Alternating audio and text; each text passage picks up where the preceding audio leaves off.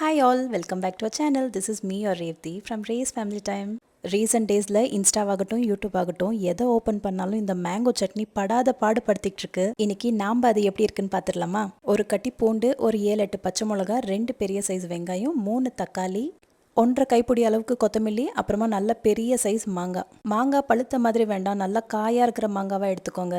இப்போ நான் எடுத்துருக்கிற ரேஷியோ தாராளமாக 6 பேர் அளவுக்கு சாப்பிடலாம். பட் என்ன மாதிரி மாங்காய் லவர்ஸாக இருந்தீங்கன்னா 2 பேத்துக்குன்னு வச்சுக்கோங்க, அதுவே ஜாஸ்தி தான். நான் பார்த்த வரைக்கும் வீடியோஸ்லலாம் மாங்காவை இப்படி 2 தான் பொழுது போட்டிருந்தாங்க. பட் என்ன கேட்டால் மாங்காவை தோலெல்லாம் சீவிட்டு குட்டி குட்டியாக கட் பண்ணி போட்டிருக்கலாம்.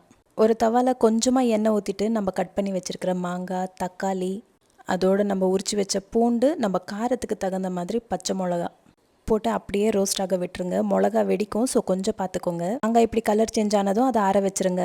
மீன்வயல் நம்ம ஆனியனை நல்லா பெருசாக கட் பண்ணி வச்சுக்கலாம். அது சூடாறினதும் நம்ம எல்லாத்தையும் ஒன்றா மிக்ஸர் ஜாருக்கு போட்டுக்கலாம். பச்சை மிளகா, நல்லா ஆயிலில் ரோஸ்ட் ஆகியிருக்கிற பூண்டு, அதோட ஃப்ரை பண்ண டொமேட்டோ, அப்புறமா நம்மளுடைய மாங்காவை வந்துட்டு ஜாரில் போடுறப்போ நல்லா குட்டி குட்டியாக கட் பண்ணி போட்டுக்கோங்க, இல்லைன்னா சரியாக கிரைண்ட் ஆக மாட்டேங்குது.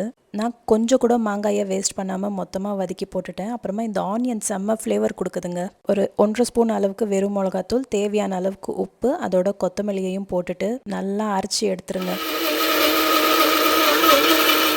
அவ்வளோதான், நம்ம மாங்காய் சட்னி ரெடி.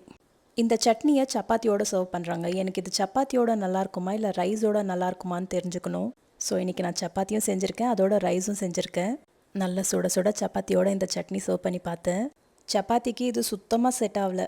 எதனால இதை வீடியோவில் சப்பாத்தியோட சர்வ் பண்ணாங்கன்ட்டு தெரியல, எனக்கு சுத்தமாக பிடிக்கல. நெக்ஸ்ட்டு நம்ம ஐட்டம், சுட சுட சாதம் போட்டு அது மேலே தாராளமாக சட்னி ஊற்றி சாதம் சூடாடுறதுக்கு முன்னாடியே பிசைஞ்சு வாயில் வச்சா அப்பப்பப்பப்பா செம்ம டேஸ்ட்டு.